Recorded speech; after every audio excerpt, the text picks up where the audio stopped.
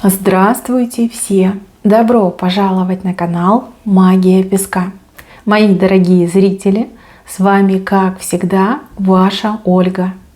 Всех вас сердечно благодарю за то, что вы со мной зашли на мой канал, смотрите это видео, за вашу невероятную теплую поддержку в комментариях, лайками, за вашу помощь, мои хорошие. Земной вам поклон. Сегодня у нас будет отсыпочка на такую тему. Кто будет предлагать вам отношения? Загадайте, пожалуйста, на себя, загадайте, пожалуйста, свой срок и давайте вместе посмотрим, кто этот человек и какие отношения будет вам предлагать. Я прошу высшие силы дать мне возможность ответить на все ваши вопросы и послать для вас только самую важную, нужную и полезную информацию.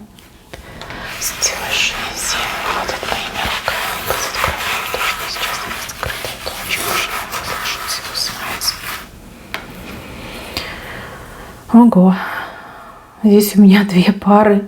Одни дерутся, а другие наоборот милуются. Мои хорошие, отсыпка общая, пожалуйста, об этом не забывайте. У кого-то из вас отыграется, что вам два человека сразу предлагают отношения, но у кого-то один, у кого-то другой. Вот. Чужого не берите, но и свое не пропускайте. Здесь вот четко показано отношения по ножницам, и люди дерутся.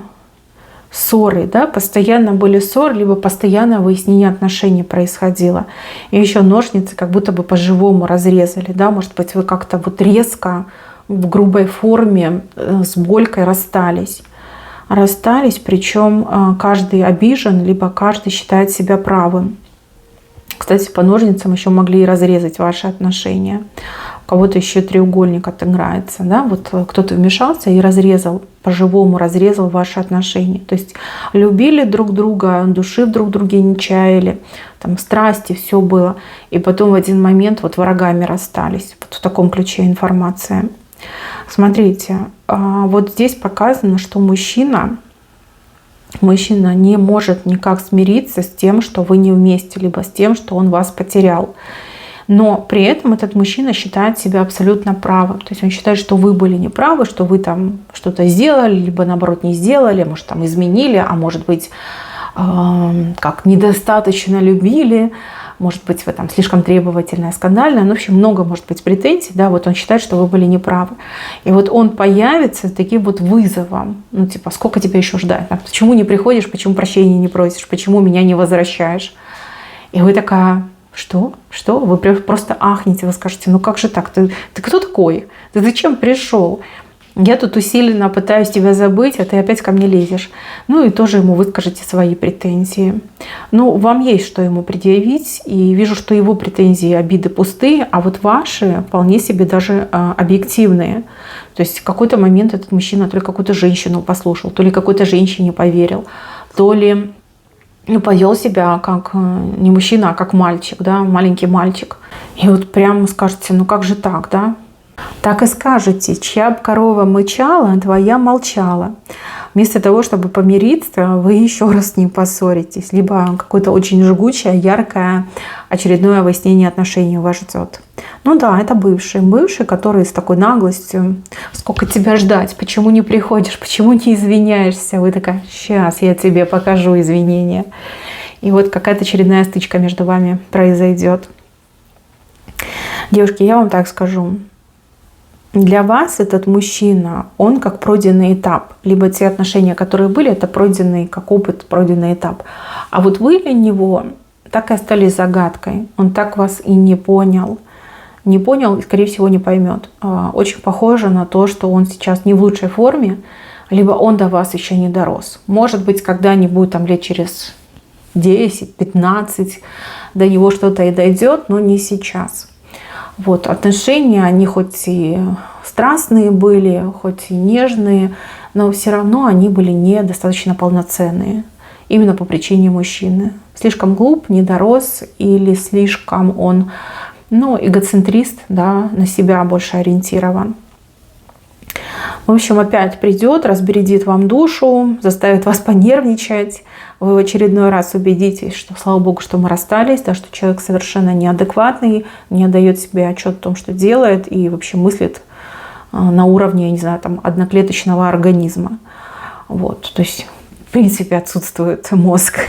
Нечем там мыслить, да, а голова, чтобы только есть. Вот, ну, либо гадости говорить. Вижу, что какая-то женщина рядом с вами, она вам будет помогать успокоиться, утешать вас будет. Ну и какие-то вещи будут говорить вот честные, прямые, которые даже немножко вам обидны будут. Обидны, потому что, да, вы это тоже замечали, но почему-то не хотели это признавать. Да, появление бывшего, наглого бывшего. Кстати, если прям треугольник у вас был, и вы как раз-таки поссорились из-за того, что мужчина ничего не хотел думать, не хотел предпринимать, и, ну, такую позицию выбрал, типа, вы женщина, вы за меня боритесь, а я, типа, ценный приз, победительница заберет все. Ну, либо он вам все время говорил, ну, ты понимаешь, там женщина, она тяжело больна, ну, как же я тяжело больную женщину брошу? Либо он говорил, ну, ты что, там же имущество, я же там без трусов останусь, я не могу. Либо он мог говорить, что она такая стерва, она там детей обижает, а я должен быть рядом, чтобы детей защищать. Еще он какие-то гадости говорил, глупости, да, не гадости, глупости. А вы все верили, а потом, возможно, всю правду узнали, либо увидели, как они там полным набором семейным развлекаются, либо куда-то вместе идут. И вот не выдержали и послали. И вот этот мужчина, он придет и скажет, что вот, я же так тебя люблю, почему ты за меня не борешься? И вы такая скажете, да пошел ты нахрен, чтобы за тебя бороться, зачем ты мне нужен? Ну вот как-то так идет, обидно, даже как-то обидно будет, что мужчина от вас еще что-то ждал. То есть обидел, извините, нагадил душу в сердце, и еще что-то от меня ждет. Как-то долго в себя будете приходить, и вот женщина рядом, она вас утешает.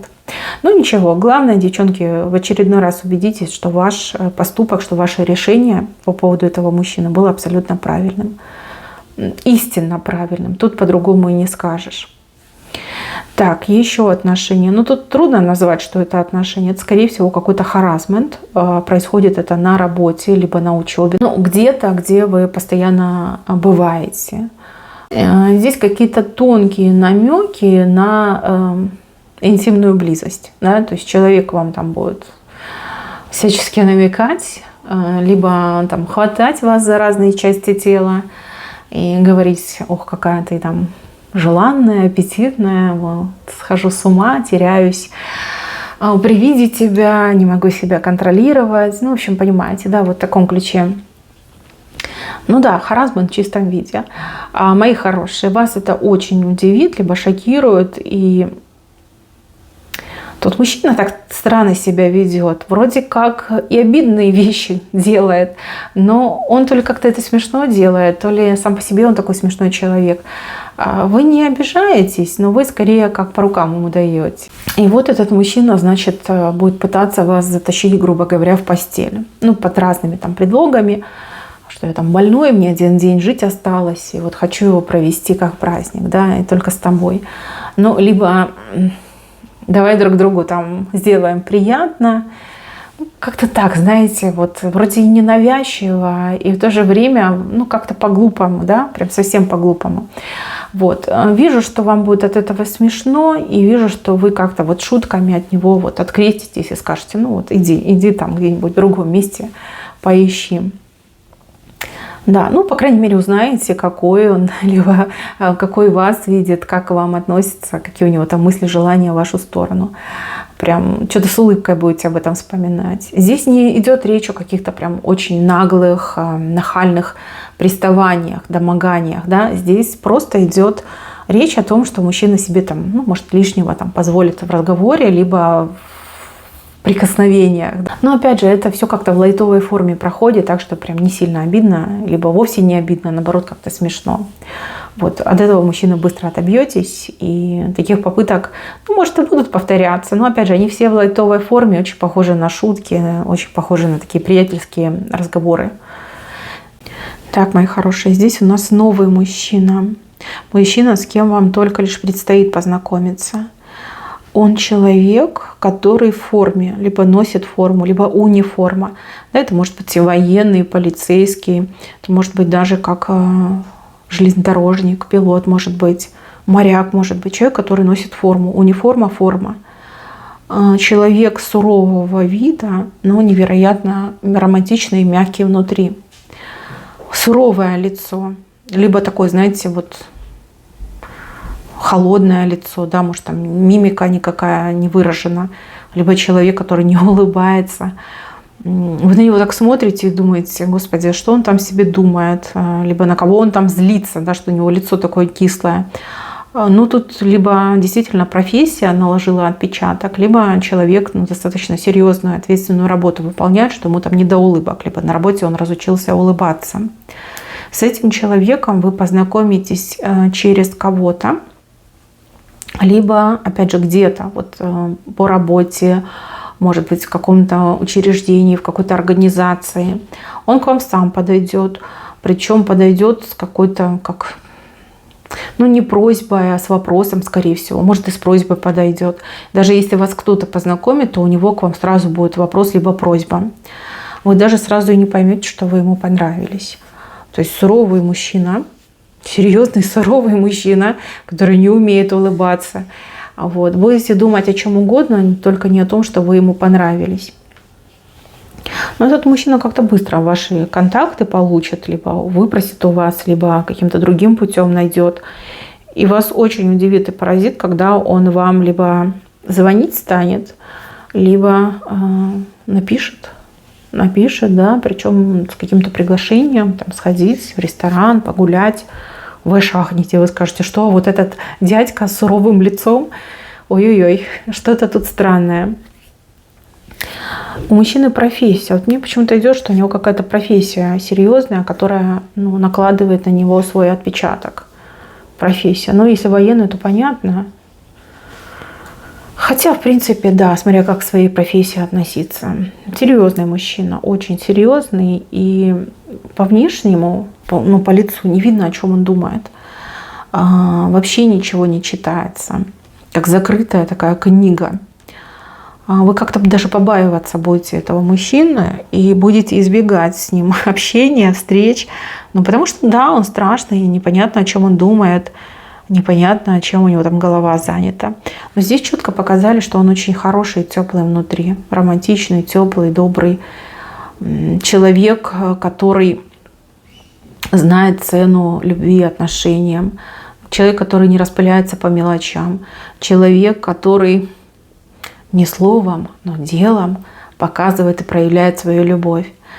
Здесь попытка за вами ухаживать и попытка вот вести разговоры о чем-то серьезном.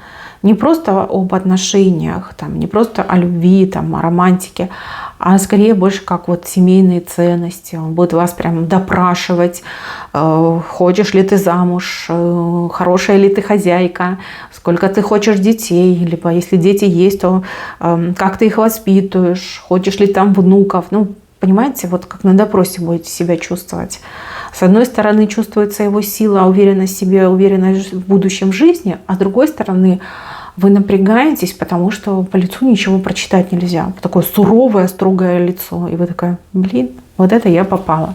Вообще мне еще идет, как будто бы это какой-то первый опыт общения с такого рода людьми. Вот серьезными людьми. На черепахе он вас будет катать, либо вы его будете катать. Ну, что-то прям долго будет это все двигаться. Может быть, даже какие-то осложнения при встречах, потому что он работает, либо вы работаете.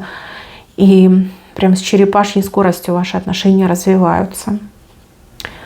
Ну что, мои хорошие, здесь мужчина серьезный, видит, либо увидит в вас будущую жену, прям как-то прям зацепите его. Романтики не ждите, не надейтесь, он не умеет, просто не умеет расслабляться, либо он не умеет, ну, вот вести себя как-то вот приторно-сладенько, прям совсем не его. Здесь поступки, здесь действия, здесь забота, здесь такое крепкое мужское плечо, крепкая мужская рука. Вот, ну, Каждому, конечно, свое. Если вы любите таких сильных мужчин, если вы всегда хотели иметь с собой рядом такого сильного мужчину, то это прекрасный вариант. И вижу, что мужчина станет достойным мужем, обеспечит вас всем тем, в чем вы нуждаетесь, и даже больше. И он прекрасный семьянин. Работа серьезная, дядька тоже серьезный, и дома он никого обижать не будет. Вот дома он будет с вами расслабляться и будет прям таким миленьким, хорошим и добрым. И если вы хотите другого сорта мужчин, которые там больше говорят, романтика, комплименты, ухаживание, ну, вижу, что этого мужчину вы не примете, да, потому что он не такой, он этого не умеет. Просто вот он не разбалованный жизнью, он этого не умеет. Вот, хотя вариант очень хороший. Но здесь сразу вот разговоры о браке, о семье. То есть вот эта конфетно-романтическая часть, она куда-то улетает. И вот сразу все, вот, брак, семья в таком ключе. Ну, опять же, все от вас зависит. Кто хочет семейных отношений, вот прекрасный муж, готовый прекрасный муж. А кто хочет гулять, развлекаться, и вот конфетно-букетных периодов, ну, прям совсем не ваш, не зайдет.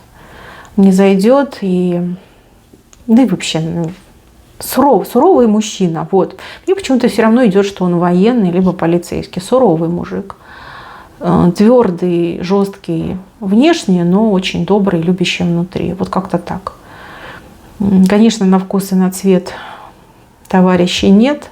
Но вот идет такая информация, да, о таком мужчине. И еще, мои хорошие, там в венце показано, что вы празднуете, какую-то победу празднуете либо в каком-то деле, либо над каким-то человеком. Здесь как обещанная победа, либо знак того, что вы все делаете правильно и вы победите. Может быть, это не относится к личной жизни, да, может относится к вашим делам, бизнесу, либо каким-то моментам конкуренции. Но вот показывает, что вы победите. Ну, и либо какой бы мужчина за вами не ухаживал, все равно победа останется за вами. Вот, сможете любого мужчину покорить, либо перевоспитать, да, то есть вы победительница в любви, так мне показано. Ну, либо победительница по жизни. Так, мои хорошие, на этом все. Берегите себя. Всем спасибо за внимание. Всем пока-пока.